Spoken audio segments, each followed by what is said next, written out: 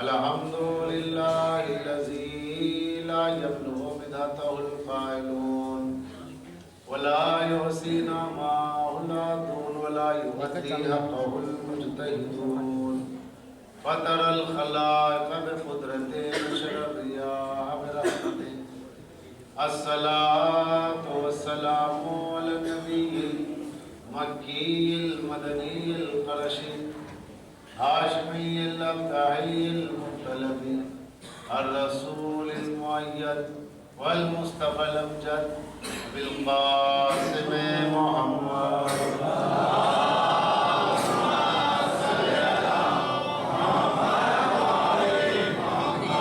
الصلاة والسلام على أهل بيت الطيبين الطاهرين المعصومين الذين عذب الله عنهم الرجس على البيت ويطهرهم تطهيرا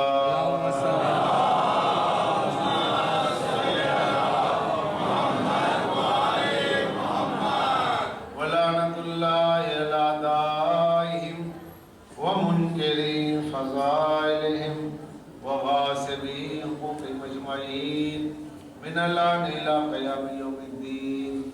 قال الله تبارك وتعالى بالقرآن بسم الله الرحمن الرحيم إن الدين عند الله الإسلام.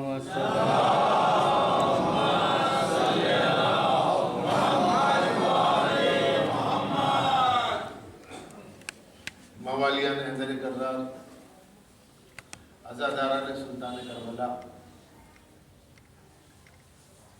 عاشقان احمد مختار، میں نے جس آیت کریمہ کو پڑھنے کا شرف حاصل کیا اس میں خلاق الحمیز الارشاد فرماتا ہے کہ بے شک اللہ کے نزدیک دین اسلام ہے. جب اللہ کے نزدیک دین اسلام ہے تو یہ بات واضح ہے کہ اسلام کا آغاز آج سے نہیں ہوا، اسلام کا آغاز چند صدیوں پہلے نہیں ہوا بلکہ اسلام شروع سے. چونکہ اسلام دستور زندگی دستور بندگی ہے تو زندگی کا آغاز جب سے ظاہر ہے اسلام تب سے ہے. اس لیے ہر نبی کا، ہر رسول کا، ہر معصوم کا دین اسلام تھا. نبیوں کا دین اسلام رہا، رسولوں کا دین اسلام رہا. اسلام اتنا مکمل ضابطۂ حیات ہے کہ اس میں کسی قسم کی کہیں کوئی کجی نہیں ہے، کوئی عیب نہیں ہے، کوئی اس میں نقص نہیں ہے. لوگوں نے بڑی کوششیں کی مگر کوششیں بسیار کے باوجود بھی کوئی دین میں آج تک نقص نہیں نکال سکا، کوئی کمی نہیں نکال سکا. اس کی وجہ یہ ہے کہ اللہ جو بھیجنے والا ہے دین کا وہ ہے سبحان. سبحان اسے کہتے ہیں جو بالذات پاک و پاکیزہ ہو. تو جس کی ذات میں کوئی عیب نہیں ہے اس کا بھیجا ہوا دین بھی بے عیب ہے، اور اس نے جن نبیوں کے ہاتھوں بھیجا ہے وہ نبی بھی معصوم ہے، بے عیب ہے. تو جب بھیجنے والا بے عیب ہو، اس کا لانے والا بے عیب ہو، تب اس دین کو بچانے کے لیے اللہ جس کو مقرر کرے گا، اس کو پہچانوانے کے لیے ظاہر ہے وہ بھی بے عیب ہوگا. تو جب نبی بے عیب ہو تو معصوم کہتے ہیں، امام بے عیب ہو تو معصوم کہتے ہیں، مگر جب خدا بے عیب ہو تو اسے سبحان کہتے ہیں. اس کی وجہ یہ ہے کہ جو ذاتی خوبی کے اعتبار سے پاک ہے، جس کو کسی نے بالذات پاک نہیں رکھا ہے بلکہ وہ بالذات یوں پاک ہے، کسی نے عطا سے پاک نہیں کیا ہے، اس کی ذات میں کہیں نفس کا شائبہ نہ ہو تو وہ خدا کے لیے سبحان. اب اس کی عطا سے جو بے عیب ہے وہ ہے معصوم.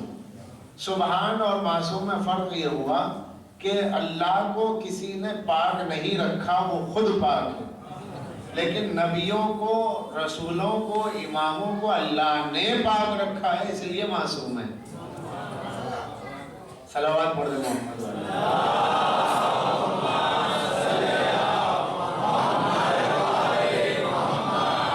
تو جب یہ ایسے پاک و پاکیزہ ہیں اور ان کا دین لایا ہوا یہ بھی پاک و پاکیزہ ہے تو اس میں قدریں ہیں، اس میں ویلوز ہیں، اس میں انسانی تہذیب کے اقدار موجود ہیں، اس میں شرافت کے جو تمام تقاضے ہیں اسے پیش نظر رکھا گیا ہے، اس میں تہذیب کے اصول بتائے گئے ہیں.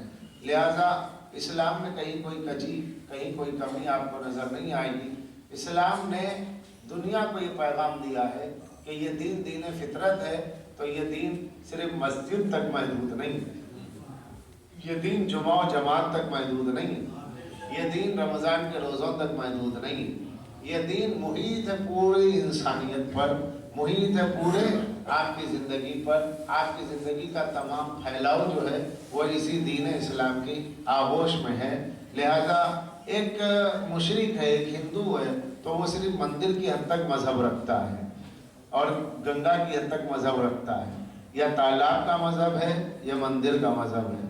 اسی طریقے سے کرسچن ہے تو اس کو صرف ایک فادر کے سامنے جانا ہے، کنفیس کرنا ہے اور کچھ پیسے دینا ہے اور جنت لکھوا لینی ہے، اور فادر کنفیس کے بعد لکھ دیں گے کہ آپ کے لیے پیراڈائز ہے اور اس کے لیے آپ اتنا فارم بھر دیجیے، پیسے لے لیجیے۔ تو ہر ایک کے لیے پاک دھلنے کا ایک ذریعہ یہ ہے کہ وہ ڈائریکٹ خدا تک نہیں جا سکتا۔ کچھ لوگ مقرر ہو گئے جنہوں نے اپنے پر سب کچھ لے لیا ہے اور ایک دکان کھول لی ہے بخشانے کی اور بخشش کی، یہ رکھ لیا ہے کہ صاحب دیکھیے آپ کو اگر پورے پاپوں سے دھلنا ہے تو گنگا میں ڈبکی لگا لیجیے، آپ کو جنت میں جانا ہے تو فادر کے پاس جا کے کنفیس کر لیجئے کہ میں نے یہ کیا، کنفیس باکس میں جا کے کہ میرے گناہ ہو گئے، لہذا وہ بخش دیں تو سب کچھ ہے۔ کیونکہ اسلام، اور اس کے بعد میں کیا ہے، باہر نکل گئے، ماں کے حق کیا ہے پتہ نہیں، باپ کے حق کیا ہے پتہ نہیں، پڑوسی کی عزت کیا ہے پتہ نہیں، کس کا کیا حق ہے کچھ پتہ نہیں، نہ خدا کا حق معلوم نہ بندے کا حق معلوم، یہ حال۔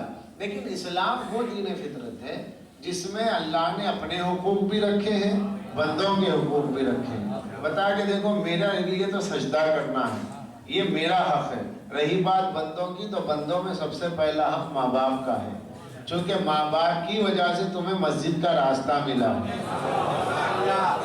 اگر ماں باپ تمہیں نہ بتاتے تو تم مسجد کہاں آتے، ماں باپ نہ بتاتے تو تم فرش عزا پر کہاں آتے، لہذا ماں باپ کا حق پہلے ہے۔ بندوں میں جو سب سے پہلا حق ہے ماں باپ کا ہے، اس کے بعد بھائیوں کا ہے، عزیز، رشتہ دار، پڑوس، محلہ۔ لیکن عزیزان گرامی اس کے حقوق بتائے گئے، پھر بیوی ہو گئی، آپ کی شادی ہو گئی تو اس کا بھی حق ہے، اولاد ہو گئی تو ان کا بھی حق ہے، اور ہر حق کے بارے میں اللہ پوچھے گا، ہر حق کے بارے میں اللہ پوچھے گا۔ کچھ باتیں خدا اور بندے کے درمیان میں ایسی ہیں کہ جو کمی رہ گئی ہے اور ادا کرنے کی نیت تھی لیکن کمی رہ گئی، تو چونکہ وہ رحیم کریم ہے وہ آپ کو معاف کر سکتا ہے، وہ چاہے معاف کر دے، اس کی مرضی۔ لیکن اگر بندوں کا حق لے کر کے آپ پہنچ گئے، اور خصوصاً ماں باپ کا حق، باپ بیمار پڑا ہے، ماں بیمار پڑی ہے، لیکن آپ امریکہ اور لندن میں پڑے ہوئے، ارے بھائی اماں کی طبیعت خراب ہے تو میں نے پیسہ جمع کرا دیا ہے، علاج ہو رہا ہوگا۔ پیسے سے علاج نہیں ہوتا ہے، ماں باپ کا یہ بیماری کا علاج ہوتا ہے۔ ماں باپ کی بیماری کی دوا ہے بچوں کا چہرہ دیکھنا۔ اگر بیٹا باپ کے سرہانے بیٹھا ہو اور اپنے ہاتھ سے ایک لقمہ کھانا ضعیف باپ کو کھلا دے تو اس میں اس کو جو دوا ملتی ہے وہ آپ کی ایک بوتل خون میں نہیں ملتی۔ کیوں؟ کہ ایک نفسیاتی چیز ہے، ماں باپ پہ ایک اثر ہوتا ہے۔ لیکن آج کا ہمارا معاشرہ یہ ہو گیا ہے کہ لوگ اپنے بوڑھے ماں باپ کو یا تو تنگ آ کے اولڈ ہاسٹیج میں ڈال دیتے ہیں جس میں پیسہ دے دیا جاتا ہے کہ وہی دیکھ ریکھ کرے، میاں کسے فرصت ہے، لہذا فرصت نہیں ہے، کریں گے۔ اب جب یہی عالم بچے دیکھیں گے تو یہ اپنے ماں باپ کے ساتھ کریں گے، تو اس کا مطلب یہ ہوا کہ جو رشتے کی تہذیب ہے وہ ختم ہو جائے گی۔ جب رشتوں کی تہذیب ختم ہو جائے گی تو انسانی سماج بکھر جائے گا، اور اس انسانی سماج کو سنبھالنے کے لیے جس قانون پر عمل کرنا ہے اس قانون کا نام ہے اسلام، جس میں سب سے پہلے حیثیت ماں باپ کی، کیونکہ اللہ نے فرمایا وَقَضَىٰ رَبُّكَ أَلَّا تَعْبُدُوا إِلَّا إِيَّاهُ وَبِالْوَالِدَيْنِ إِحْسَانًا، کہ اللہ نے اس بات کا فیصلہ کر لیا کہ عبادت بس اسی کی جائے اور حسن سلوک ماں باپ سے کیا جائے۔ اور حضرت لقمان اپنے بیٹے کو نصیحت کرتے ہیں تو فرماتے ہیں انشکر لی ولوالدیک، حضرت لقمان کے لیے پروردگار عالم نے آیت بھیجی کہ انشکر لی ولوالدیک، میرا شکریہ ادا کر اور ماں باپ کا شکریہ ادا کر، کیونکہ جو بندوں کا شکر گزار نہیں ہوتا وہ خدا کا بھی شکر گزار نہیں ہوتا۔ اس لیے ماں باپ کی اسلام میں بنیادی طور پر اہمیت ہے۔ यूँ फरमाया कि माँ के कदमों में जन्नत है। ये फरमा दिया गया तौज़ील मसाइल का भी मसला है कि अगर आप नाफिला नमाज पढ़ रहे हो, माँ और बाप में से किसी ने आवाज़ दी तो नफिल नमाज तोड़ के जाने का हुक्म है, क्योंकि अल्लाह को तुम्हारे नफिल नमाज की ज़रूरत नहीं है, माँ बाप की इताअत की ज़रूरत है। तो वो खुदा जो हमारा पालनहार है, जो हमारा खालिक है, मालिक है, उसकी बारगाह में हम सर झुका रहे हैं, लेकिन वो परवरदिगार कह रहा है कि जब तुम्हारे माँ बाप आवाज़ दें तो मेरे फ़र्ज़ की अदायगी के बाद में जो एक्स्ट्रा नमाज पढ़ रहे हो उसमें पहले माँ बाप की इताअत करो। अगर उनकी इताअत से रुख मोड़ के आ गए तो तुम्हारा सजदा कबूल नहीं। और माँ बाप जिससे नाराज हो जाए उसका रोज़ा नहीं, उसकी नमाज में। कल मैं हदीस रख चुका कि मेराज में हुजूर ने देखा कि कुछ लोगों की आंखें निकाली जा रही हैं। क्यों? कहा कि ये माँ बाप से आंख में आंख डाल के गुफ्तगू करते थे। इसलिए करबला वालों ने दर्ज दिया, अहले बैत ने दर्ज दिया कि जब माँ बाप से गुफ्तगू हो तो आवाज़ धीमी रहे, आंखों में आंखें डाल के गुफ्तगू ना करो। बाप चले तो उसके आगे ना चलो, उसके पीछे चलो, इसलिए कि ये तुम्हारा बाप है जिसने तुमको खुदा से करीब करने के लिए मस्जिद का रास्ता दिखाया, जिसने कुरान का रास्ता दिखाया। तो माँ बाप की अहमियत। और अगर किसी से उसकी माँ नाराज रहे तो फिर हसनैन की माँ उससे राजी नहीं हो सकती। शहजादी की दुआ अगर चाहिए, मालिकनी की दुआ चाहिए, खातून जन्नत की दुआ चाहिए, सरदार जन्नत की दुआ चाहिए, तो पहले अपने माँ बाप की दुआ लो। अगर आपकी माँ नाराज है तो हुसैन की माँ आपसे राजी कैसे हो जाएगी? और जिससे हुसैन की माँ नाराज रहे उससे कुछ नहीं। इसलिए माँ बाप का राजी होना जरूरी है। तो अजीज़ान गिरामी, ये तो हमारी माँ है जो गैर मासूमा है, जाहिल सही गैर मासूमा है, सब कुछ सही माँ है। ये नाराज है तो अल्लाह राजी नहीं हो सकता, इबादतें कबूल नहीं हो सकती। अब जिससे हसनैन की माँ नाराज चली गई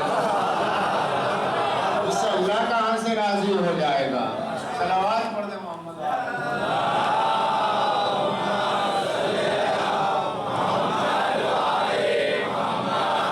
तो याद रखिएगा, इस्लाम आपको 73 फिरकों में नजर आ रहा है। हर फिरका कहता है हमारे पास इस्लाम है। रसूलुल्लाह ने फरमाया मेरी उम्मत में 73 फिरके होंगे, 73 में 72 जहन्नम में, जन्नत में। सब कहते हैं हमारे पास इस्लाम है, हमारे पास इस्लाम है। तो इस्लाम लाया कौन? सरकार दो आलम ले आए।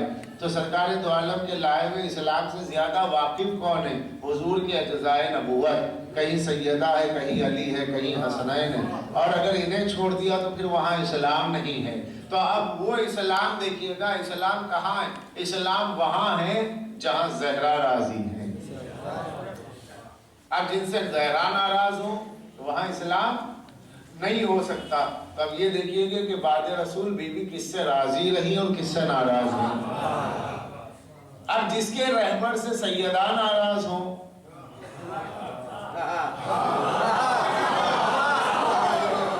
जिसके रहबर से सैयदा नाराज हो उसकी मुश्किलात है, और जिसके रहबर से सैयदा राजी रहे बल्कि हमसर नहीं हो तो वहाँ पे सारी आसानियाँ मौजूद है।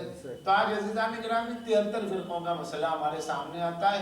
हर मुसलमान की तड़प है, हर मौलवी की तड़प है, काश सब एक प्लेटफॉर्म पे हो जाए। काश काश आज सब कह रहे हैं और कल रसूल यही चाहते थे, काश कल दवा तो कलम दे दिया जाता, काश कल दवा तो कलम दे दिया जाता, तो आज ये कहने की जरूरत न पड़ती कि काश इत्तेहाद हो जाता, क्योंकि रसूल मुत्तहिद करने ही के लिए तो मांग रहे थे। तो अब ये जो 73 फिरके हैं, अब हर फिरके का अपना उसूल है, हर फिरके का अपना कायदा कानून बनाया हुआ है, वो उसी पे लोगों को बुला रहा है। इस्लाम यहाँ है, वहाँ है, कहाँ है? भाई इतने साइन बोर्ड लगे हैं तो असल माल किधर है? उसको देखने की जरूरत है। इसलिए कि जब कंपनी का कोई माल चल जाता है, असल कंपनी का, तो मुकाबले में दूसरी कंपनी भी खुल जाती है। अब वो लेवल वही रहता है, लेकिन जैसे ही पता चलता है कि लेवल निकल गया है, दूसरे ने निकाल लिया है, तो वहाँ पर लिख दिया जाता है खबरदार नकली माल से होशियार रहना, असली माल ये है। अब उसकी चौड़ी अलामतें भी दे दी जाती है, मगर लोग अलामतों को भी चुरा लेते हैं। तो कहा कि देखो पहचान का तरीका ये है कि वो रजिस्टर्ड है या नहीं, उसका मोनोग्राम देखना, रजिस्ट्रेशन नंबर देखना, क्योंकि हमारा रजिस्ट्रेशन नंबर ये है। आपका रजिस्ट्रेशन नंबर क्या रजिस्टर्ड है या नहीं पहले देख लीजिएगा। ऐसा ना हो कि आप खा लें, मर जाएं, कंपनी पे केस कर दें। कंपनी आपको होशियार कर रही है, चेकअप करा लीजिएगा, अलामत देख लीजिएगा, मोनोग्राम देख लीजिएगा, लेबल पे मत जाइए, रजिस्ट्रेशन नंबर देख लीजिएगा। उसके सारे तमाम उसूल बता दिए जाते हैं। क्यों कि जब असल निकलता है तो असल के साथ नकल भी सामने आ जाता है। तो अब अगर दुनिया ये कहे कि अरे साहब जिधर देखो नकली चीजें आ रही हैं, तो ऐसा तो नहीं हो सकता कि आप दवा खाना छोड़ दें। मरना भी कोई नहीं चाहता जल्दी, मौत यूं आ जाए, मगर पैसा जेब में है, दवा खाने के लिए जरूरी है, लेकिन मार्केट में नकली दवा आ रही है, तो इस डर से तो आप दवा नहीं छोड़ेंगे।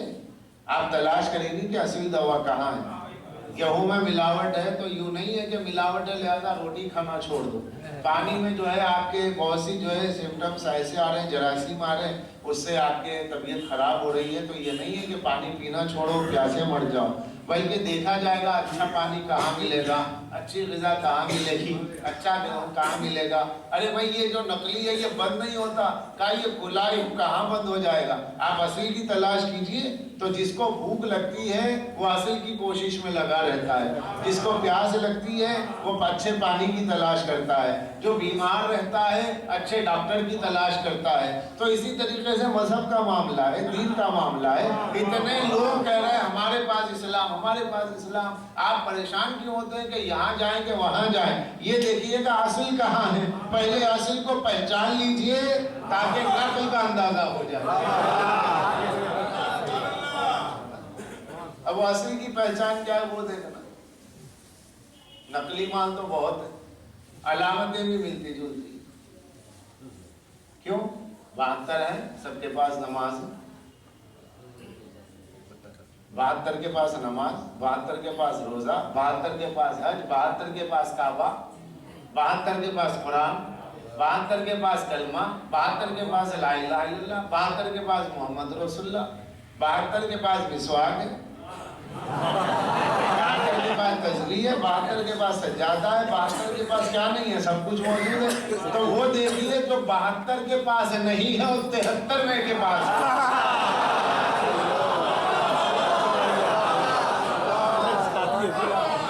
क्योंकि जो चीज कॉमन होती है, जो चीज कॉमन होगी ना तो उसको नहीं देखा जाएगा, क्योंकि वो तो सिमिलरिटी है, अलामतें हैं, अलामतें ले ली गई। मगर ये कि अगर कहीं अलामत पाई जाए, टॉनिक ना हो तो क्या होगा। जिंदा तिलिस्मात पहले आता था, उसमें तीर का निशान लगाया हुआ, उसके मुकाबले में नकली जिंदा तिलिस्मात उसमें भी तीर का निशान। अरे भाई अलामत तो ये भी है, ये भी है, क्या करें। तो अब असल को देखना पड़ेगा। ये देखो कि अंदर जो जिंदा तिलिस्मात है उसे टेस्ट करके देखिए वो सही है कि नहीं है। तो अज़ीज़ान गिरामी, अलामत से इंसान बहक सकता है, मगर असल की जांच की परख उसके पास मौजूद हो तो बहक नहीं सकता। अस्सलातु अलमुल इस्लाम, अस्सलातु अलमुल ईमान, नमाज ईमान की अलामत है। नमाज क्या है? ईमान की अलामत है। तो अलामतें तो मिलती जुलती होंगी, नमाजें हर तरफ है, रोजे हर तरफ है, ये अलामत हैं, लेकिन असल टॉनिक कहाँ है? इसलिए कि अगर कहीं पर कोई साहब ऐसा कर ले कि टॉनिक है, उसके ऊपर से अलामत का जो कवर है वो निकाल देंगे, तो क्या होगा? उससे कुछ भी नहीं होगा। इसलिए कि आपका इलाज कवर से नहीं होगा, अलामत से नहीं होगा, टॉनिक से होगा। टॉनिक असली है तो ठीक है, कवर रहे ना रहे। इसी तरीके से नमाज, रोजा, हज, ज़कात, ये सारी चीजें सारे फिरकों में कॉमन है, लेकिन इस पर न जाइए। इसलिए कि लश्कर यजीद में भी नमाज पढ़ने वाले, खैमे हुसैन में भी पढ़ने वाले, सिफीन में मौला के लश्कर में भी नमाज हो रही है, उधर भी हो रही है, नहरवान में अली के लश्कर में भी नमाज हो रही है, खारजी भी नमाज पढ़ रहा है। तो ये हो गई कॉमन चीजें। अल्लाह अकबर वहाँ भी यहाँ भी, काबा वहाँ भी यहाँ भी, मिंबर वहाँ भी यहाँ भी, मस्जिद वहाँ भी यहाँ भी, तस्बीह वहाँ भी यहाँ भी, तहलील वहाँ भी यहाँ भी, तक़दीस वहाँ भी यहाँ भी, तमजीद वहाँ भी यहाँ भी, सब कुछ है। क्या नहीं है? जो नहीं है उसे देखिए, जो है उसे ना देखिए, क्योंकि जो है उस पर इत्तेहाद नहीं होगा, इसलिए कि जो है वो पहले ही से है, फिर इत्तेहाद हुआ नहीं तो हो नहीं सकता। तो मालूम हुआ उसकी तलाश करनी पड़ेगी जो 72 में नहीं हो, 73वें के पास है। वो 73वां क्या है?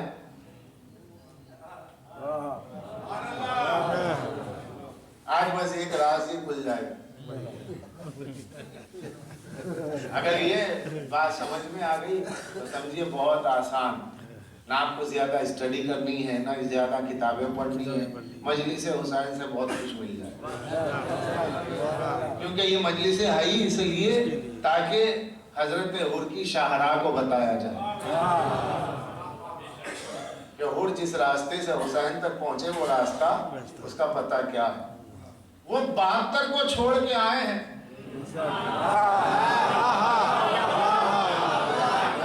वो 72 को छोड़ के आए, देखा कि सब कुछ है, नमाज है, रोजा है, हज है, ज़कात है, ला इलाहा इल्लल्लाह मोहम्मद रसूलुल्लाह, सब कुछ है, सब कुछ छोड़ के आए हैं। हुर तो क्या देख करके आए कि वहां सब कुछ है, अली नहीं है।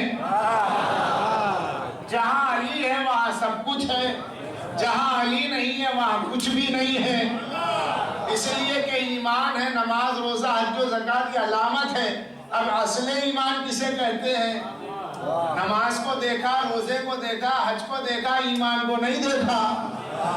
तो लोगों ने कहा या रसूल अल्लाह ईमान को देखना चाहते हैं। कहा कि वक्त आएगा तो बताऊंगा।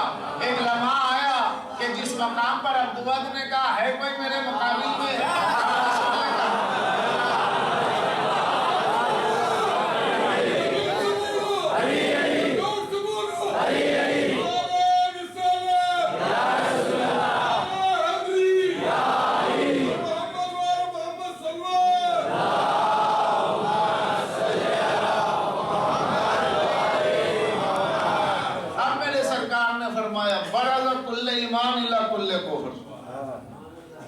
कुल्ले कुफ्र के मुकाबिल में कुल्ले ईमान जा रहा। ये कुल्ले कुफ्र कौन है? अब्दुल। कुल्ले ईमान, टोटल ईमान, मुकम्मल ईमान कौन है? अली। अली कौन? कुल्ले ईमान। ये कुल क्या होता है? प्लूरल में कह रहे हैं ना रसूल, कुल, टोटल। तो मतलब क्या है? ईमानियात में क्या क्या है भाई? नमाज मेरा ईमान है, रोजा मेरा ईमान है, हज मेरा ईमान है।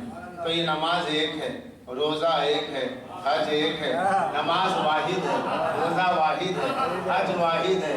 ये अली क्या है? कुल ईमान। नमाज रोजा हज ज़कात वाहिद वाहिद एक एक एक। मगर ये क्या है? कुल। ये कुल क्या होता है? इस कुल को समझने के लिए किसी दरख्त को देखिए कि जिसकी हजारों शाखें निकली हुई है, मगर ये हजारों शाखें जहां जाके मिल जाती हैं उस जड़ को कहते हैं कुल। अगर ये जड़ नहीं है तो शाखें नहीं है। कुल ईमान है अली। बकौल सरकार दो आलम की हयातुल हैवान में अल्लामा दमीरी ने इस हदीस को लिखा कि सरकार ने फरमाया ये कुल ईमान है। जब ये अली कुल ईमान है तो जहां अली है वही नमाज है, जहां अली है वही रोजा है। इसलिए कि जहां जड़ है वहां शाखें हैं। अब अली जहां होंगे नमाज वहां, अली जहां होंगे रोजे वहां, अली जहां होंगे हज वहां, हुसैन जहां होंगे ईमान वहां, हुसैन जहां होंगे इस्लाम वहां, हुसैन जहां होंगे नमाजें वहां। अरे साहब वो जो मुकाबिल में नजर आ रही थी नमाजें, वो क्या? तुम अलामतों से धोखा खा रहे हो। पानी का नाम है अली की मोहब्बत।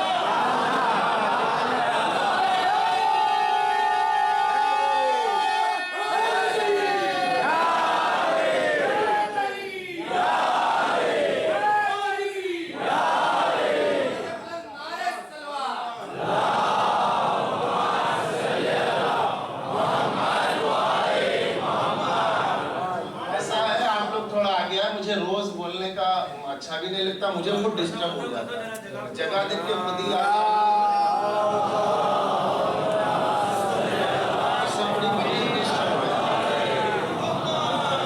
अब यहाँ कोई कापी तो नहीं रखी है कि जिसे मैं पढ़ के सुना रहा हूँ। ذرا سا کانسنٹریشن آپ کا ہٹا تو میری تقریر وہ ہو جاتی ہے. لہذا اپنے آپ خود ہی سمجھ کے آگے بڑھتے رہیں اور پیچھے والوں کو جگا دیں. روز بولنے کی ضرورت نہ پڑے. اور کل سے میں بولوں گا نہیں, چاہے لوگ پیچھے سے اشارہ کریں کہ آگے بلائیں, کیونکہ مجھے ڈسٹرب ہو جاتا ہے. تو بہرحال میں یہ عرض کر رہا تھا کہ یاد رکھیے کہ علامتیں سب کے پاس ہیں, مگر پرکھ جو رسول نے دی ہے وہ ہے علی. اب جہاں علی ہے وہاں نماز ہے, جہاں علی ہے وہاں روزہ ہے, جہاں علی ہے وہاں حج و زکات ہے, اور اگر علی نہیں تو کچھ بھی نہیں. اس لیے علامہ عبید اللہ امرتسری نے اپنی کتاب ارجحی مطالب میں لکھا اس روایت کو عالم اسلام کی معتبر کتابوں سے کہ کل قیامت کا میدان ہوگا, اور قیامت کے میدان کے سلسلے میں سرکار دو عالم فرماتے ہیں یاد رکھو کہ اگر کسی شخص کی عمر نوح کی عمر کے برابر ہو جائے. حضرت نوح کی عمر کتنی تھی؟ حضرت نوح کی عمر 2500.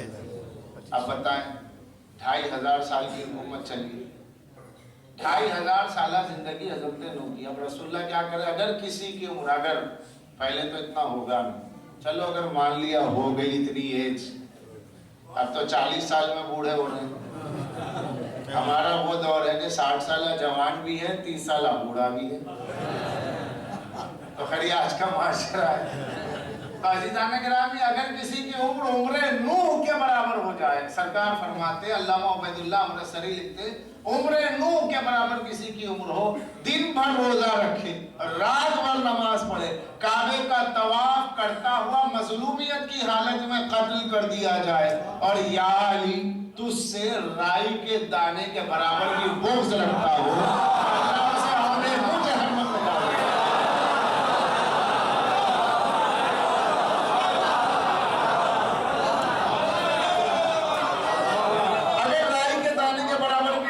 تو اللہ اسے اوندے منہ جہنم میں. بھائی کیوں, کیا بات ہو گئی؟ اس لیے کہ اللہ علامتوں پہ جنت نہیں دے رہا ہے.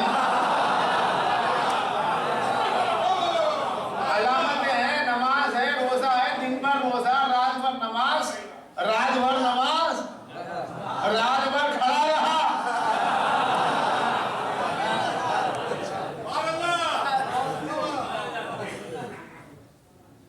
شام پڑھ کے سو جاتا, نہیں شوق ہے کھڑے رہیں.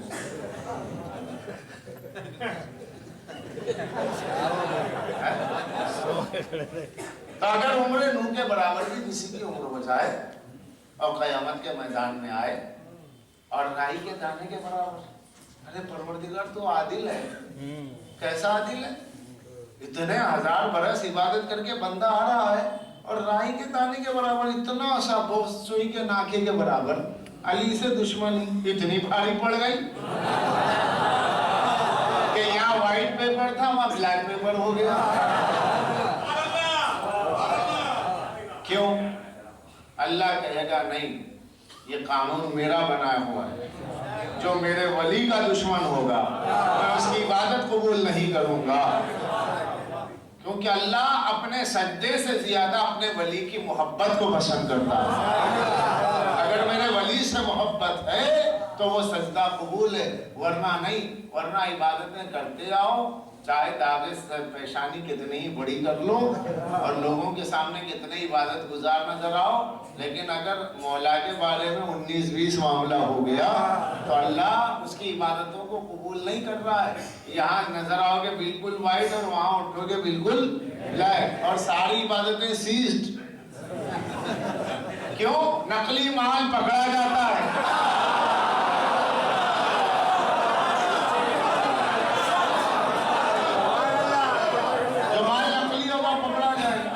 اکثر جو رنگ پڑتی ہے, بھائی فلاں جگہ مال پکڑا گیا, گودام میں پکڑا گیا, فلاں دکان پہ جو ہے حملہ ہوا ہے, حکومت نے ریٹ ماری اور پولیس والے آگے وہ مال ضبط ہو رہا ہے. کیوں ہو رہا ہے صاحب؟ ارے یہ تو وہ دوا تھی جو میں نے ابا کو دیا تھا, اسی سے مرے ابا, اسی سے مری امی, اب پکڑ کے لے جا رہے ہیں وہاں سے. تو آپ آئے کیوں یہاں؟ نہیں, علامت تو دیکھی تھی تو اب معلوم ہوگی بات کہ علامتوں کے پیچھے جاؤ گے تو ہلاکت میں پڑ جاؤ گے. حقیقت کی طرف آؤ. حقیقت کیا یہ مال سیزڈ ہو گیا۔ اسی طریقے سے محشر میں اٹھیں گے لوگ، اور روایت ہے کوہ احد کے برابر اعمال لے کر کے آئیں۔ اب میں انڈین لینگویج میں بولوں تو ہمالیہ کے برابر سمجھیں، اعمال لے کر کے پہنچے۔ لیکن کتنے ایسے عمل کرنے والے ہوں گے کہ جن کے اعمال قیامت میں حباء منصورا کہ بالکل بھوسا ہو جائے گا۔ وہ کہیں گے پڑھنے والے اتنی نمازیں پڑھی کہاں گئی؟ کچھ نہیں، بلیک پیپر ہو گئی۔ کیوں؟ اب یہ کیوں کا کیا جواب دیا جا سکتا ہے؟ جو اللہ نے قانون بنایا اس پہ عمل نہیں ہوا۔ کبھی کبھی خطیب الایمان مثال دیا کرتے تھے، عزیزان گرامی، اور بات حقیقت بھی ہے، کامن سینس کی بات ہے۔ آپ خود دیکھ لیے آج کے دور میں بھی کہ جس پیسے کا ٹیکس آپ ادا نہیں کرتے ہیں اس کو کہتے ہیں بلیک منی۔ اور بلیک منی سے کوئی چیز خریدنا اور آپ کے کچھ کرنا ایسا جیسا خطرات کو دعوت دینا ہے، کبھی بھی دھاوا ہو جائے گا۔ اور بلیک منی جو ہوتی ہے وہ چھپا چھپا کے رکھی جاتی ہے، اور کوشش یہ کر دی جاتی ہے اسے جتنا ہو سکے وائٹ کر کے پیش کرو۔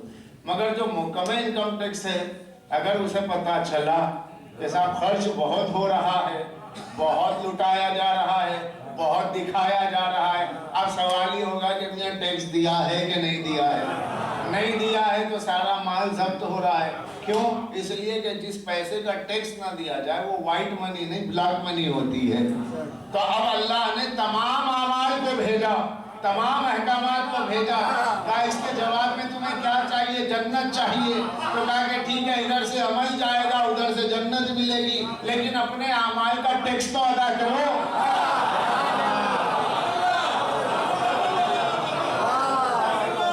اب یہ ٹیکس کیا ہے؟ اللہ نے جواب دیا قُلْ لَا أَسْأَلُكُمْ عَلَيْهِ أَجْرًا إِلَّا الْمَوَدَّةَ فِي الْقُرْبَى۔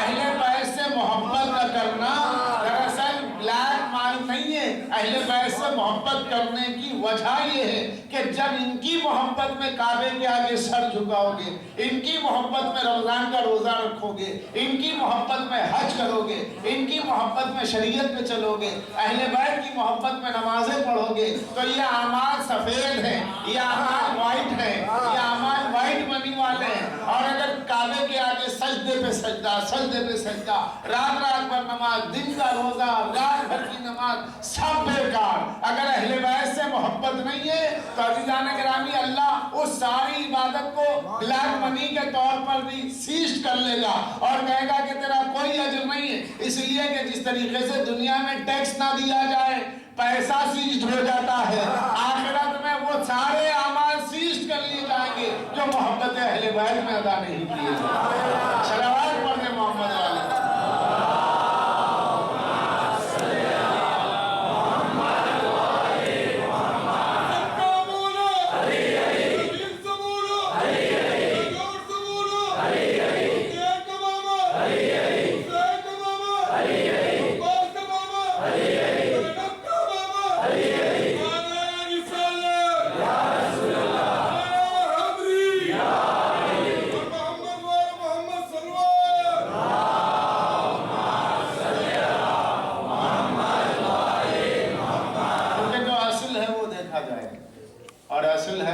اہل بیت اسلام انہیں کے ہاتھ پکڑ کے چلا ہے۔ اسلام کا کردار ہے حسین، اسلامی کردار کو کہتے ہیں علی، اسلامی کردار کا نام ہے پنجتن۔ جس کے پاس پنجتن نہیں اس کے پاس اسلام کہاں؟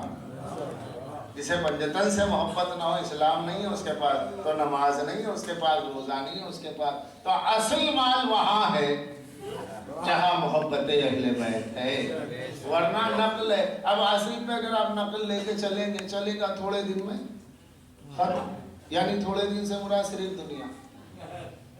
اس کی مثال پھر ہے، یہ دیکھ لیں شاید کوئی فائدہ ہو کہ ایک صاحب بازار گئے اور جو ہے ایک تولہ 2-4 تولے کی شاندار ہار لے کر کے آئے، آ کر کے اپنی اہلیہ کو دیا۔ انہوں نے اپنی پڑوسن کو بتایا، پڑوسن نے بڑا حسد کیا۔ اس نے اپنے شوہر سے کہا دیکھو بھائی یہ ہماری پڑوسن ہے، ان کے شوہر نے 4 تولے سونے کا ہار پہنا دیا اور تم آج تک کچھ نہ پہنا سکے۔ اس نے کہا کیا کروں، کیسے کروں اس کا؟ تو کہا ٹھیک ہے ذرا مجھے ہار تو ایک بار دکھا دو۔ اس نے کہا اب بھی ذرا میں دکھا لوں گھر میں. ہاں دکھا لو. بتا دیا ڈیزائن ذہن میں. باہر چلے. ہسبینڈ باہر نکلا اور چلتے چلتے فٹ پاتھ پہ دیکھا کہ کچھ جو ہے آپ کے نقلی زیور بک رہا ہے, پیتل ہے, پالش کیا ہوا ہے, بیچ رہا ہے. کہا یہ کتنے کا ہے؟ صاحب یہ تو آرٹیفیشل ہے, 100 روپے کا ہے. دیکھنا چمک تو بڑی اچھی ہے. کہا کہ ہاں صاحب پہننے سے مطلب ہے, کون غور کر رہا سونا ہے چاندی ہے گولڈ کلر ہے چمک ہے سرخی ہے دیکھ لیجیے لے. اس نے کہا بہت اچھی بات ہے. 100 روپے دے دیا, اٹھا لیا, گھر آئے. آگے کہا بیگم لو. کہا یہ؟ بولے لو, کل تم نے کہا آج حاضر ہے. کہا کہ اللہ تیرا لاکھ لاکھ شکر ہے کہ اللہ اگر تم مر جاؤ تو تمہیں جنت دے دے. تم نے میری خواہش بیوی کی دعائیں مل گئی. اب وہ جو بیوی تھی وہ بھی جو ہے گلے میں ہار وار پہن کے, خاص طور پہ اچھے کپڑے پہن کے پڑوسن کے یہاں بھی یہ گئی. اے دیکھو یہ میرے شوہر میں لایا ہے. اور پڑوسن نے دیکھا. اب وہ چونکہ ہمیشہ کی پہننے والی اچانک امیر بنی نہیں تھی, خاندانی امیر تھی, پڑھ لکھی.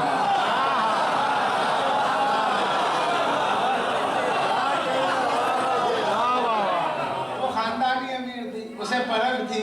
اب یہ علامت والی ہے, وہ حقیقت والی ہے.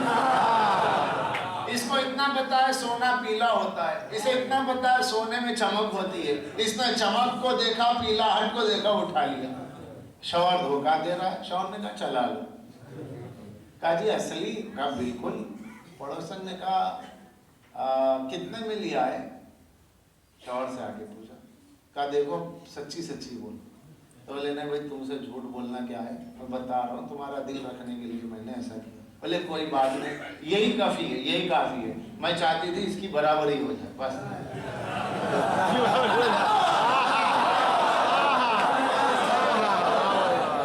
چاہتی تھی برابری ہو جائے بس. یہ برابری کے شوق میں پہن کر کے چلی. پڑوسن نے کہا دیکھو بھابھی برا مت ماننا, یہ ساری چمک ومک کی بات ہے, تھوڑے دن میں اس کے چمک چلی جائے گی, بیکار ہو جائے گا. اب 100 روپے میں کیا دے گا وہ؟ کہا نہیں, کہا تم کہہ رہی ہو 100 روپے کی بات, اچھا چلو تم میں دونوں چلتے ہیں, کسی شادی میں چلو, ڈنر پہ چلو, کہیں پارٹی میں چلو, کسی جگہ بھی چلو. دیکھیں گے کوئی دیکھ کے گلے میں کہہ سکتا ہے میرا نقلی تمہارا اصلی. بیکار میں تمہارے شوہر نے 1,00,000 1.5 لاکھ روپیہ خرچ کیا, جو کام 100 روپے میں بن رہا ہے 1.5 لاکھ روپیہ.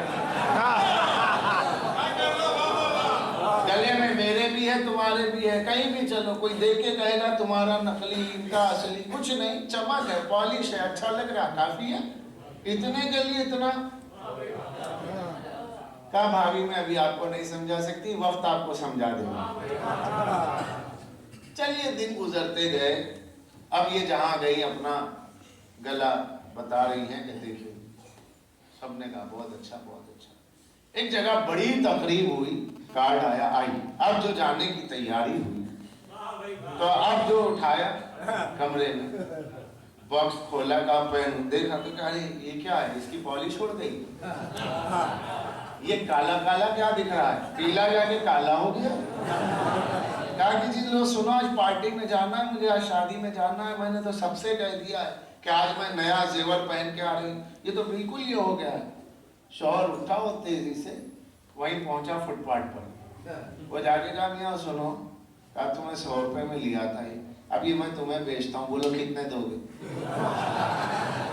تو کہا صاحب آپ ورڈ میں دے دو گے, مفت میں دے دو گے بھی تو مجھے نہیں چاہیے, اب اس کی کوئی قیمت ہی نہیں ہے. تو کہا قیمت نہیں ہے, میں نے تو 100 دی ہے. تو کہا میں نے چمک دی, میں نے پالش دی, وہ پالش اور چمک کے پیسے ہیں, باقی اس کا کچھ نہیں ہو سکتا. یہ تو بڑی مصیبت ہے, کچھ بھی نہیں آئے گا. کہا کچھ بھی نہیں. اچھا جو دیے وہ تو واپس کر دو. کہا وہ بھی گیا. جو آپ نے 100 دیے تھے وہ تو گئی. یہ بھی نہیں, اتنے دن جو پہنا, اتنے دن تو لوگوں کو بتا دیا نا کہ دولت مند ہو, لوگوں کو بتا دیا نا کہ ہمارے پاس بھی سونا ہے. تو لوگ تو آپ کو جان گئے, آپ کی عزت رہ گئی بس. اور کیا, 100 روپے میں اور کیا چاہتے ہیں آپ؟ اب ادھر یہ مشکل ہو گئی کہ اچانک جو ہے شوہر کی طبیعت خراب ہو گئی پڑوسن میں، اب گھر میں پیسہ نہیں ہے. اس نے کہا کیا کرے، فوری زیور نکالا، نکال کے اپنے بھائی کے ساتھ چلی چلو جیولر کے پاس جائے جہاں سے خریدا تھا. کہا صاحب یہ آپ کے پاس سے سونا میں نے لیا تھا، یہ اس کی پرچی ہے، یہ نمبر ہے، اس قیمت پہ لیا تھا. تو معلوم ہوا جب سونا لیا تھا تب اس کی قیمت 20,000 روپے تولہ تھی، اب 30,000 روپے تولہ ہے. تو اب یہ ایک کے بجائے 10 گنا اضافہ مل رہا ہے. وہ جو نقلی تھا وہ جو تھی چمک کے پیسے تھے، جو اصل 100 روپے بھی گئے اور ریٹرن میں کچھ بھی ملنے والا نہیں. لیکن یہاں جو ہے ریٹرن میں 1 کا 10 ملا. تو معلوم یہ ہوا اصل جہاں ہوتی ہے وہاں 1 کا 10 ملتا ہے، جہاں ہو وہاں کچھ بھی نہیں ملتا. تب اسے قرآن کی فلسفی میں سمجھے. قرآن اسے کیسے کہہ رہا ہے کہ قُلْ لَا أَسْأَلُكُمْ عَلَيْهِ أَجْرًا إِلَّا الْمَوَدَّةَ فِي الْقُرْبَى، کہ میرے نبی کے اہل بیت سے محبت کرنا. کیوں؟ مَنْ جَاءَ بِالْحَسَنَةِ فَلَهُ عَشْرُ أَمْثَالُهَا، کہ جو ان کی محبت میں ایک نیکی لائے گا اللہ کہہ رہا ہے میں 1 کا 10 دوں گا.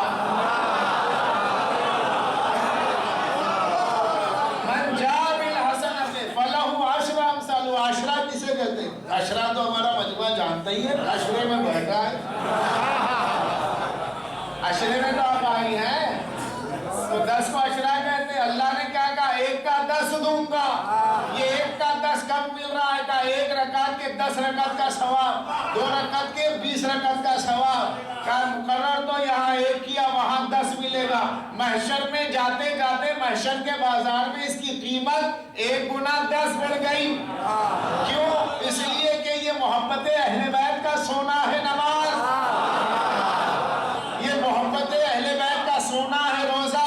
اب ادھر سے وہ پارٹی اٹھی علامت والی، کہہ رہے نہیں علی نہیں چاہیے، حسین نہیں چاہیے، اہل بیت نہیں چاہیے، میں اللہ ہی چاہیے اور کچھ بھی نہیں چاہیے، مگر نمازیں چاہیے، روزہ چاہیے، حج چاہیے، زکوٰۃ چاہیے.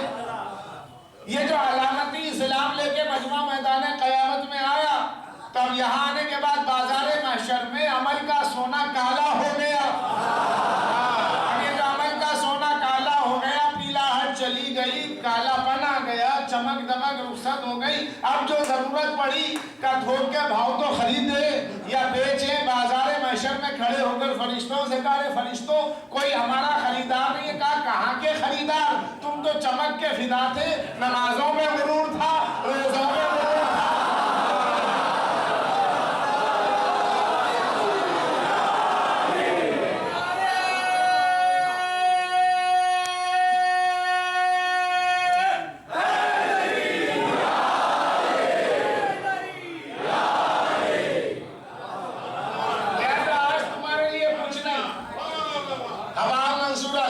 اب اسے بھی قرآن میں دیکھیے، وہ جو اصل سونا ہے وہ 1 کے بھاؤ 10، من جاء بالحسنہ فلہ عشر امثالها. یہاں سارے اعمال لے کر کے چلے چمک دمک والے، مگر حقیقت نہیں ہے اس کی. کیوں؟ جو اصل سونا ہے وہ وہاں سے لینا پڑے گا جہاں سے رجسٹرڈ ہو، فٹ پاتھ سے نہیں، چور بازار سے نہیں. بازار کا مال بند کمرے سے ملتا ہے.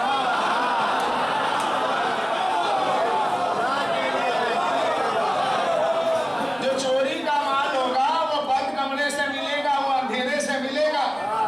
لیکن جو تھوک کا مال ہوگا، جو خالص مال ہوگا، کھلے عام ملے گا، کیونکہ رجسٹریشن ہے موجود. آئیے اور لیجئے. عزیزان گرامی، یہ جو مجمع اٹھے گا علامت والا، قیامت کے میدان میں اپنے اعمال کو لے کر کے جائے گا. ان کے اعمال حفظ کر لیے جائیں گے، ان کا مال سیزڈ ہو جائے گا. اس کے لیے قرآن نے کہا عاملۃ ناصبۃ تصلیٰ نارا حامیہ، عمل کریں گے، محنت کریں گے، تصلیٰ نارا حامیہ، جہنم میں جائیں گے. تو یہ کون سے عمل کرنے والے جو عمل کر کے جہنم میں جائیں گے؟ یہ وہ عمل کرنے والے ہیں کہ جس عمل کرنے والے کی بنیاد عمل پر ہے، خیر عمل پر نہیں ہے. اور خیر عمل کا نام ہے غدیر.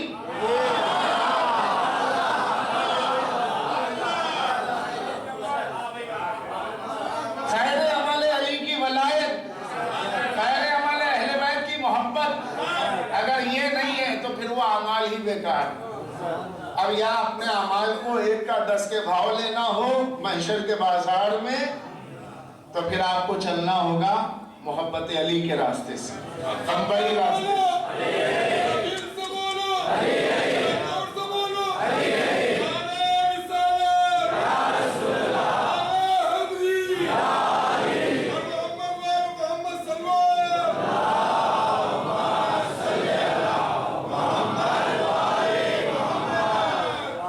اس لیے بے شک عمل کا منکر کافر ہے، جو کہتا ہے نماز نہیں ہے وہ کافر ہو جائے گا۔ نماز کا قضا کرنا گناہ ہے، نماز کا انکار کرنا کفر ہے۔ اگر کوئی نماز شب کا بھی پابند ہے، کہا کہ بھائی میں نماز شب پڑھ لیتا ہوں، فجر کو نہیں مانتا، کافر ہو گیا۔ لیکن مہینوں کوئی فجر نہیں پڑھا، مہینوں نماز نہیں پڑھا، جب کہا کہ ہاں بھیا گنہگار آدمی ہوں، نماز مجھ سے نہیں ہوتی، انشاءاللہ پڑھ لوں گا، مگر پڑھ نہیں پاتا تو گنہگار ہی ہے۔ کیوں؟ ندامت کا احساس ہے کہ ہاں بھائی نماز مجھ سے نہیں ہو پاتی۔ لیکن اگر یہ کہ نماز کا انکار کر دے، کافر ہو جائے گا۔ اس لیے عبادتیں کیجئے، مگر عبادت کا بنیاد جو ہے وہ ان کی محبت ہے۔ اگر ان کی محبت ہے تو پھر یہ عبادت محشر کے بازار میں وائٹ منی ہے، اور اگر ان کی محبت میں نہیں ہے تو بلیک منی ہے، جو وہاں کچھ کام آنے والی نہیں ہے اور پھر سیزڈ ہونے والی ہے۔ اس لیے اس عمل کو بچانا ہو تو اہل بیت سے وابستہ رہنا لازمی ہے۔ اگر یہاں آنسوؤں کا مذاق ہوگا تو وہاں نمازیں کہاں سے بچیں گے؟ یہاں عزاداری کا مذاق پڑھاؤ گے، نمازیں کہاں سے؟ تو نمازیں تو ان کی نمازیں ہیں جو کربلا والوں کو ماننے والے، روزے ان کے روزے ہیں جو اہل بیت کے ماننے والے ہیں۔ مگر شیطان جو ہے پوری کوشش یہ کرتا ہے کہ آپ نہ پڑھیں۔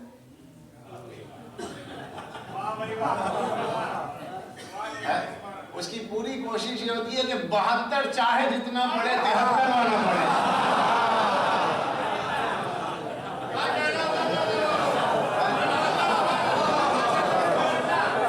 اس کی پوری کوشش ہوتی ہے 72 خوب پڑھے، سڑکیں جام ہو جائیں۔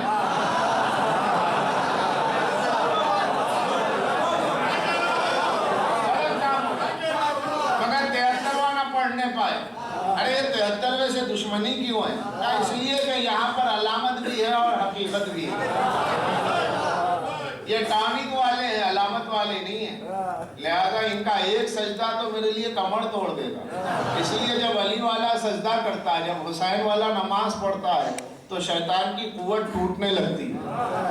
ارے وہاں بھی جا بھائی، ادھر کیوں نہیں بہکاتا؟ یہاں 17 رکعت پوری نہیں ہوتی، وہاں تو وہاں کیوں نہیں جاتا؟ ادھر کیوں نہیں بہکاتا؟ کہے گا وہاں کیا بہکانا، جو میں پڑھ کے نکل چکا ہوں وہی تو پڑھ رہا ہے۔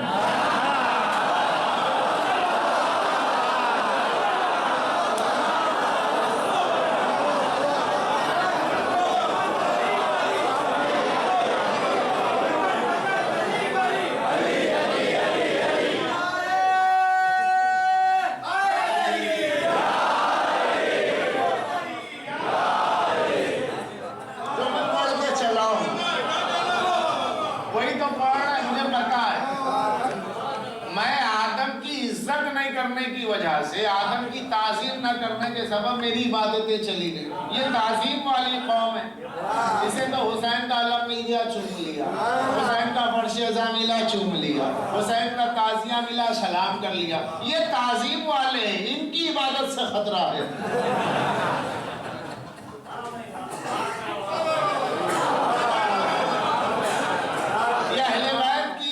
کرتے ہیں، تعظیم کرتے ہیں، ان سے اگر جانور بھی منسوب ہو گیا، گھوڑا بھی منسوب ہو گیا، اس کی عزت کرتے ہیں۔ اور میں آدم کی عزت نہ کرنے کی وجہ سے پچھتا رہا۔ میرے پاس بھی بڑی عبادتیں تھی، یہ کرنے دو، مجھے اس سے مطلب نہیں۔ یہ سب کچھ کرے مگر علم کی عزت نہ کرے، یہ سب کچھ کرے تعزیے کو نہ مانے، یہ سب کچھ کرے فرش ادا پہ نہ آنے پائے۔ ان میں کثرت سے پڑھواؤں گا، پڑھتے رہو، فرش ادا پہ نہ آنا۔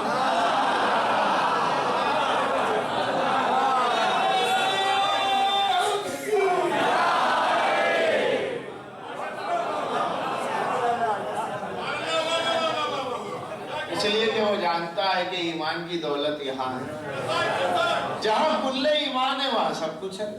علی کل ایمان ہے، یہاں علی ہے، جہاں علی ہے وہاں روزہ نماز ہے، سب کچھ موجود ہے۔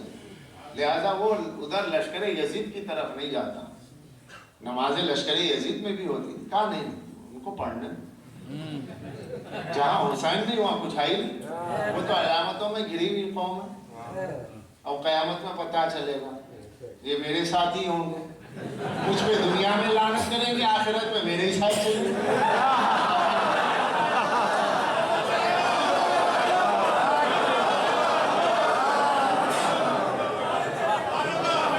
یا مجھ پہ لعنت کرتے رہو، وہاں میرے ہی ساتھ چلنا ہے۔ اب یہ بات سمجھ میں نہیں آتی ہے کیا کہ وہ کیوں نہیں چاہتا کہ مومن مسلح پہ نہ آئے، اور وہ کیوں نہیں چاہتا کہ منافق وہاں سے نہ اٹھے۔ بات مثال میں سمجھا دوں تو بہت آسان ہو جائے گی۔ ہوتا بھی یہ ہے کہ جہاں مال ہوتا ہے، جہاں دولت ہوتی ہے، چور پہلے معلوم کرتا ہے کہ پیسہ ہے کہ نہیں گھر میں۔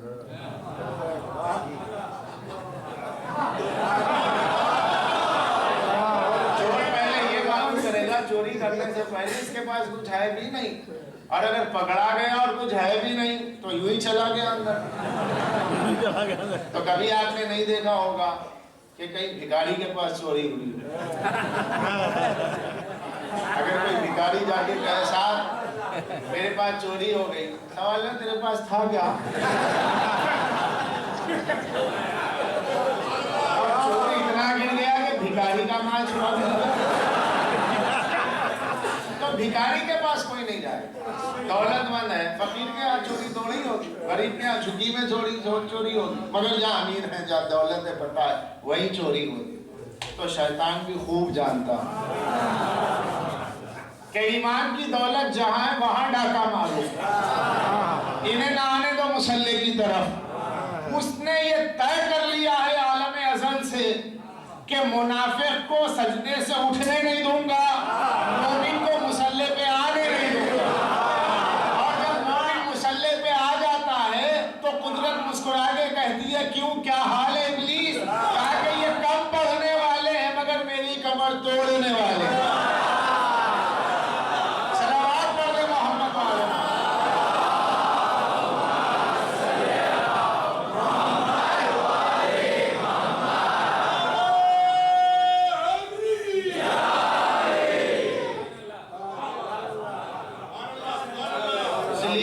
سجدے کی بڑی اہمیت، اس لیے کہ یہ حسین کی محبت میں سجدہ ہے، یہ علی کی محبت میں سجدہ ہے، یہ پنجتن پاک کی محبت میں سجدہ ہے۔ سر کعبے کے آگے جھکے تو دل کربلا میں جھکے، سر کعبے کے آگے جھکے تو دل نجف کی بارگاہ میں جھکے، تو وہ سجدہ قبول ہے۔ اور ابلیس یہ چاہتا ہے کہ یہ نہ ہو، اور اللہ نے طے کر لیا کہ ہوگا، کبھی تو پڑھے گا، جس دن پڑھے گا۔ میں نے اعلان کیا ہے ایسے جرنل کہ 1 کا 10 دے دوں گا، لیکن کلام معصوم میں ملا رسول اللہ کا ارشاد، ائمہ تعلیم کا ارشاد کہ 1 سے 10 قرآن میں ہے، لیکن ایک آیت سے امام نے استدلال کر کے فرمایا 1 کا 700 بھی ہے۔ کہا کہ کبھی تو پڑھے گا، حسین کا سجدہ یاد آئے گا تو سر تو جھکائے گا۔ کہا نہیں بھیا، آج میں نے مصائب سنے کہ مولا حسین نے سر سجدے میں دیا، مولا علی نے سر سجدے میں دیا، سجدہ مولا علی کا، سجدہ امام حسین کا۔ ہمارے ہاں تو سجدے والے امام نہیں، آج تو پڑھ ہی لوں گا۔ جس دن پڑھ لے گا، جس دن پڑھ لے گا، سب پڑھنے والوں کو 10 دوں گا تو اسے 700 دے دوں گا، مارکس اس کے بڑھا دوں گا، تب ابلیس تو کیا کرے گا؟ اس لیے ابلیس یہ چاہتا ہے کہ مومن آنے نہ پائے اور منافق اٹھنے نہ پائے۔ تو اس لیے آپ کے یہاں جو سجدے ہیں اس کی بڑی اہمیت ہے۔ کیوں کہ ہمارے پاس پوری زندگی ہی عبادت، عبادت باطن کا نام ہے محبت اہل بیت، عبادت ظاہر کا نام ہے شریعت۔ یہ شریعت عبادت ظاہر ہے، اور باطنی عبادت عشق رسول، عشق علی، عشق حسین۔ یہ پنجتن پاک کی محبت کیا عبادت ہی تو ہے۔ کیوں؟ اس لیے کہ ان کی محبت ہی بندے کو رب سے قریب کرتی ہے، اور وہ چمک والا مومن نہیں ہوتا ہے، حقیقت والا ہوتا ہے۔ اور محشر کے میدان میں جب اٹھے گا تو اسے کسی قسم کا خوف نہیں ہوگا، کسی قسم کا حزن و ملال نہیں ہوگا، اور جب وہ اٹھے گا عزیزان گرامی اس کے اوپر فرشتے رش کریں گے۔ اور چنانچہ روایت میں ملتا ہے، علامہ عبید اللہ امرتسری الحنفی اپنی کتاب میں لکھتے ہیں، قیامت میں جب مومن اٹھیں گے، مومن سے مراد انہوں نے لکھا علی کے چاہنے والے، جب میدان قیامت میں اٹھیں گے تو ان کے ہاتھ اور پیر سے ایسا نور ساطع ہوگا، فرشتے دیکھ کے کہیں گے یہ انبیاء ہیں۔ جواب قدرت ہوگا نہیں، یہ انبیاء نہیں ہے، یہ تو علی کے چاہنے والے ہیں۔ ایسا نور ساطع ہوگا۔ یہ نور کاہے کا ہوگا؟ تاکہ جن ہاتھوں پر وضو کا پانی ڈالتا تھا، جس چہرے پہ وضو کا پانی ڈالتا تھا، وہ ہاتھ اور پیر چمکنے لگیں گے۔ یہاں جو آپ وضو کرتے ہیں اس کی نورانی ایمانی چمک وہاں ہوگی، لیکن وہاں کب ہوگی؟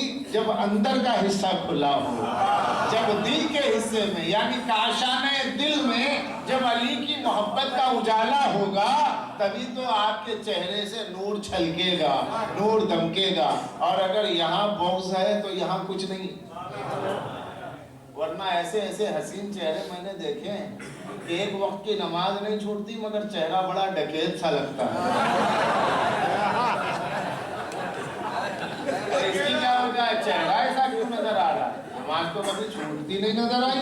معلوم ہوا شیخ جی کو مولا سے بہر ہے، شیخ جی کو اہل بیت کی محبت نصیب نہیں ہے، تو بے حب اہل بیت عبادت حرام ہے۔ اور زاہد تیری نماز کو میرا سلام ہے بہت پہلے کہہ گئے، لیکن وہ جو میں نے حدیث آپ کو سنائی کہ اگر حضرت نوح کی عمر کے برابر کسی کی عمر ہو، رائی کے دانے کے برابر اگر بغض ہے اہل بیت سے، اللہ عندہ کیا فلسفہ ہے؟ پہلے اس کو بھی سمجھ لیا جائے 2 منٹ۔ دیکھیے قرآن مجید کی 6666 آیتیں، اب کوئی 6665 آیتوں کو مانتا ہے، ایک آیت کو نہیں مانتا، تو اللہ کیا کرے گا؟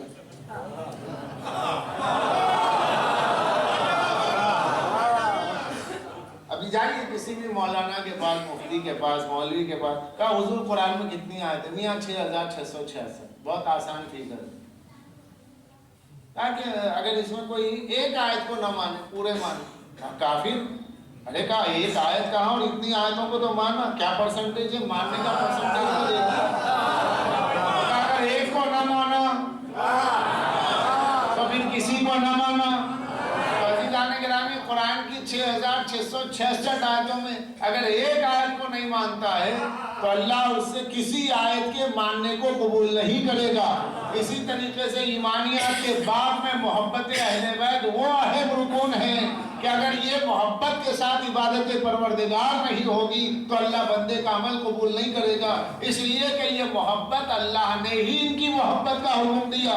تو نماز قبول ہے اور روزہ قبول ہے، حج قبول ہے، زکوٰۃ قبول ہے، مگر اہل بیت کی محبت قبول نہیں ہے، تو اللہ کہے گا کہ اگر یہ نہ پہنچا تو کچھ نہ پہنچا، اور اگر یہ نہ لایا تو کچھ نہ لایا۔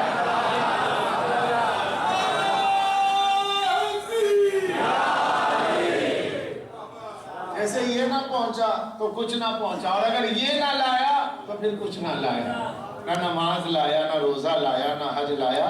اس لیے رضا افندی دکنی حیدرآباد کے ایک شاعر ہیں، پتہ نہیں گزر گئے ہیں یا ہیں، کیونکہ میں تو دلی شفٹ ہو گیا، مجھے یاد نہیں۔ بڑی اچھی بات انہوں نے کہی تھی کہ عبادتوں کا گھڑا بوجھ لادنے والوں، جو ساتھ اجر رسالت نہیں تو کچھ بھی نہیں، اور خلاف کعبہ کفن ہو، خلاف کعبہ کفن ہو، حرم میں موت آئے، اگر علی سے محبت نہیں تو کچھ بھی نہیں۔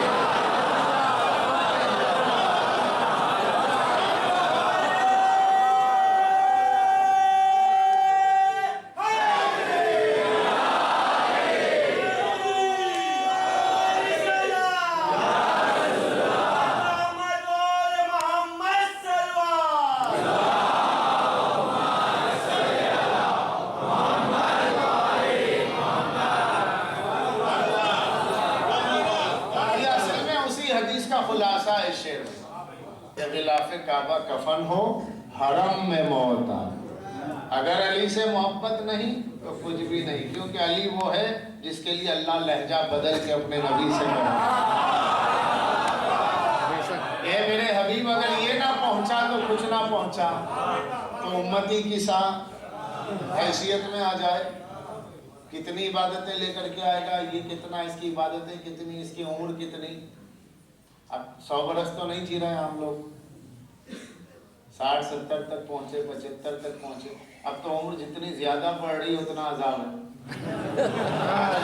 کسی سے کہے میاں بوڑھے بوڑھے ہو کر کے جیو، تو کہا چچا بد دعا نہ دو۔ پہلے کہتے تھے میاں 70 سال جیو، 100 سال جیو، اللہ کرے 100 سال جیے، 180 سال سلامت رہو، تو لوگ شکریہ ادا کرتے تھے۔ اب اگر کسی سے کہو 180 سال سلامت رہو، تو بچہ کہتا ہے بد دعا نہ دو، کیونکہ گھر میں دادا کی حالت دیکھیے کہ کوئی پوچھتا ہی نہیں تھا، 4 مہمان آتے تھے تو سب خدمت میں لگ جاتے تھے، جب مہمان چلے آتے تھے تو کوئی پوچھتا ہی نہیں تھا۔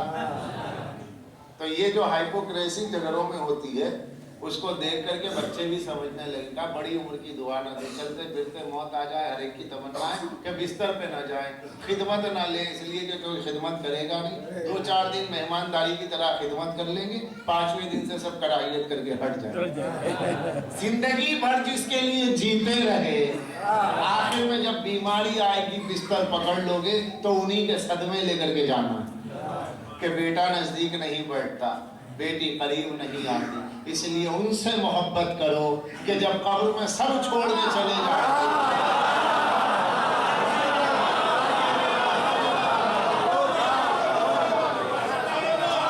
سب چھوڑ کے چلے جائیں تو ان کی محبت کام آئے گی، یہ آنسو کام آئے گا جو فرش عزا پہ رہے گا، یہ ماتم کام آئے گا، یہ سینہ زنی کام آئے گی، یہ قمع زنی کام آئے گی، یہ زنجیر زنی کام آئے گی، یہ محبت کام آئے گی۔ محبت کے جذبے میں آپ جو کرو قبول، محبت کے جذبے میں آپ جیسا چاہیں کریں قبول ہے، اس لیے کہ یہاں پوچھنے کی ضرورت نہیں ہے، پوچھا آپ نے تو آپ پھنس گئے، آپ پوچھتے کیوں ہیں؟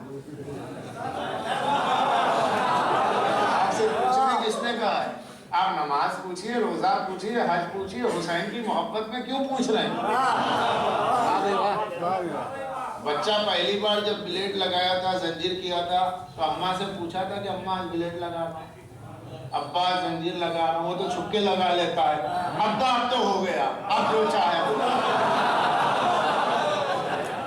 تو جو مولا کی محبت میں ابا کی نہیں سنتا، وہ مولوی کی سن لے گا۔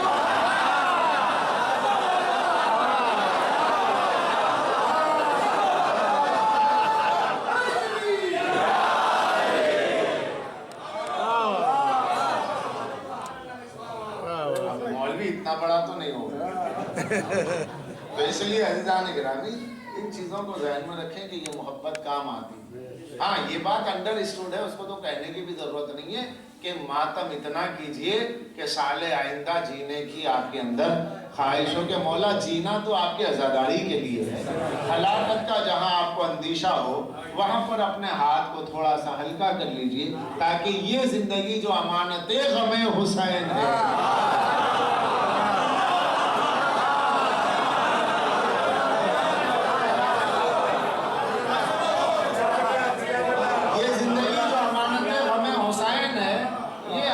پیدا ہی ہوئے انہی کے غم سے۔ محرم کچھ وہ نہیں رکھتا ہے کہ محرم کوئی معاذ اللہ تہوار نہیں ہے، یا ایام ازا تہوار نہیں ہے کہ اس کے بعد اب کبھی حسین یاد نہیں آئے۔ کبھی کبھی مجلس گیدرنگ کی ہوتی ہے، کبھی مجلس وجود کی ہوتی ہے۔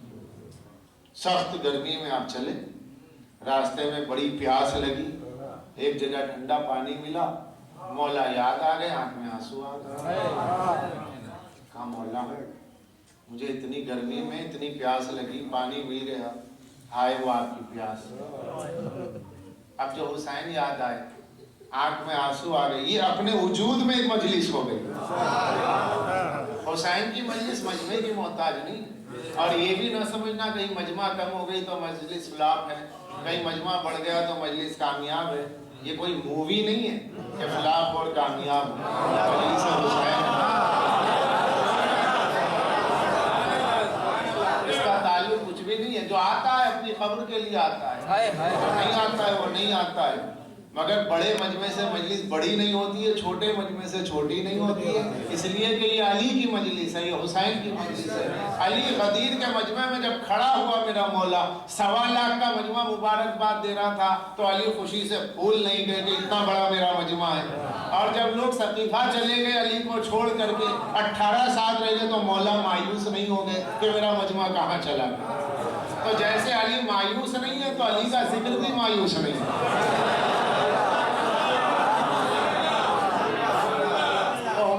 میں دیکھتا ہوں بعض شہروں میں اور مقامات پہ اکثر و بیشتر لوگوں کے ذہن میں ہوتی ہے بات، ہمیں ان کی مجلس ٹھس ہو گئی، کوئی کامیاب نہیں، مجمع نہیں تھا۔ مجمع سے ہوتی ہے، ٹھیک ہے مجمع آتا ہے اپنی جگہ آتا ہے، مگر اس کا مطلب یہ تھوڑی ہے کہ مجمع کے معیار پر آپ مجلس حسین دیکھیں گے۔ تو یہ ایک غلط روش ہم نے اپنا لی۔ اس کا مطلب یہ ہوتا ہے کہ صاحب مولا کی جب نسبت مجلس کی مولا سے ہو گئی تو 2 آدمی بیٹھ کے صرف جو شعر پڑھتے ہیں، ہمارا مذہب پڑھتے ہیں جو بھی ہو، یہ شعر 2-4 پڑھ دیا یہ بھی مجلس ہے، 2 آدمی بیٹھ کے ذکر کر لے وہ بھی مجلس ہے، اور یہ باقاعدہ فرش اعظم منبر یہ بھی ایک مجلس۔ تو مجلس کے کئی حصوں میں یہ بھی ایک طریقہ، یہ بھی ایک حصہ ہے، وہاں ذکر ہوا مجلس ہو گئی۔ تو کبھی کبھی حسین عالم تنہائی میں یاد آ جاتے ہیں، اچھے خاصے موڈ میں ہیں آپ، پیاس لگی پانی ملا حسین یاد آ گئے، اس لیے تو میرے مولا کہتے ہیں کہ شیعو جب کبھی ٹھنڈا پانی ملنا میری پیاس ہو جاتی۔ اور اب تو خیر آپ سرما کے موسم میں ہیں، اب یہاں سے اٹھتے ہیں اور اپنی اپنی گھڑیاں دیکھتے رہتے ہیں کہ ٹائم ہو رہا ہے، بس کیونکہ بہت دور دور سے بھی لوگ آتے ہیں، موسم کا بھی شدید تقاضا ہے کہ جلد گھر پہنچے تاکہ جو ہے دوسرے دن آ سکے، بیمار نہ ہو، اس لیے کہ مولا کے غم کے دن ہیں، جتنی زیادہ ہو سکے مجلسیں کرے، اس لیے کہ سال آئندہ پتہ نہیں کون زندہ رہے گا کون نہیں، تو جب تک زندگی ہے کچھ مجلسیں کر لو، یہی جذبہ ہوتا ہے۔ لیکن آپ یہاں سے جائیں گے تو اپنے گھر جائیں گے، آپ یہاں سے جائیں گے گھر اور پھر سو بھی جائیں گے، تو کیا آپ کا نصیب ہے؟ آپ حسین کا یہاں رو بھی لیے اور گھر جا کے سو بھی لیے۔ آئے وہ سید سجاد جو نہ اپنے بابا پہ رو سکتا تھا اور نہ ایک لمحے کے لیے سو سکتا تھا۔ سید سجاد کے لیے سرکار انیس فرماتے ہیں، چشم سجاد جو ہو جاتی تھی ذوق سے بند، اشقیاء پاؤں کی زنجیر ہلا دیتی، بس ذرا سی اونگ آئی مولا کو اے آگے خبیث بڑھتا اور فوری زنجیر ہلا دیتا، اور سید سجاد کہتے ہاں مجھے نیند نہیں ہے۔ عزیزو آپ یہاں رو رہے ہیں، لیکن دیکھیے کوئی بابو داخلے پہ کھڑے ہو کر کے آپ کے تماچے تو نہیں لگا کہ کیوں رو رہے ہو؟ جی بھر کے روئیے، رونے کی خواہش ختم نہیں ہوگی، آنسو ختم ہو جائیں گے مگر رونے کی حسرت ختم نہیں ہوگی، کیونکہ آپ اس پہ رو رہے ہیں جس نے کہا انا قتل لبرا، ظالموں نے مجھے رلا رلا کے قتل کیا، ظالموں نے مجھے رلا رلا کے قتل کیا۔ کہاں کہاں حسین روئے، لاش علی اکبر پر روئے، کہاں کہاں حسین روئے، لاش اصغر پر روئے، اور یاد کیا کہ سید سجاد میرے چاہنے والوں سے کہنا میں نے اس وقت بہت یاد کیا جب ایک چھوٹی سی لاش کو لیا ہوا خیمے کے سامنے کھڑا تھا، مگر سوچتا تھا اندر جاؤں تو کیسے جاؤں، ماں کا سامنا کیسے ہو۔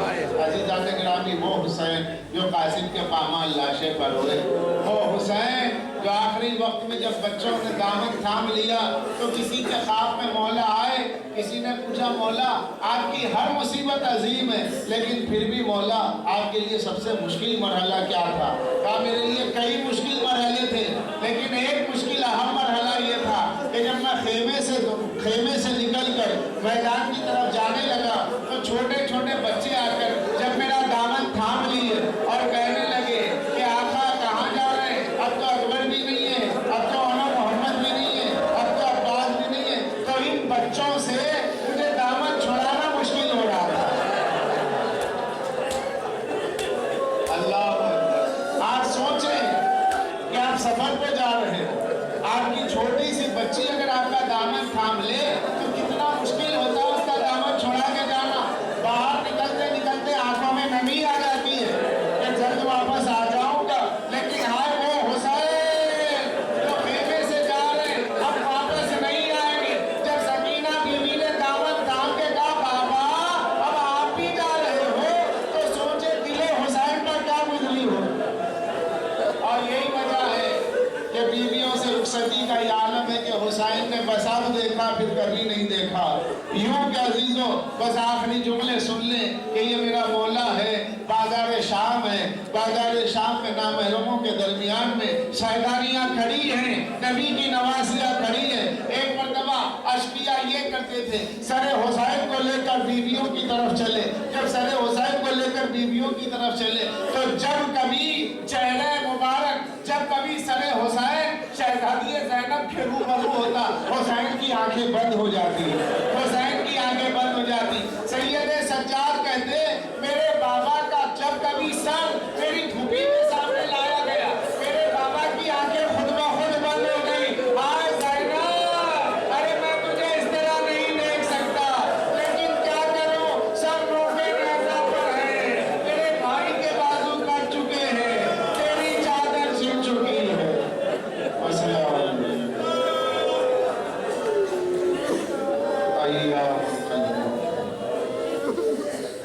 پالنے والے ذکر ازا کو قبول فرما، ہمیں کوئی غم نہ دے بجز غم حسین کے، پالنے والے ہماری جائز مرادوں کو پورا فرما دے، ہمارے مولا کے ظہور میں تاجیل فرما، ہمیں ان کے ناصر و خوشمان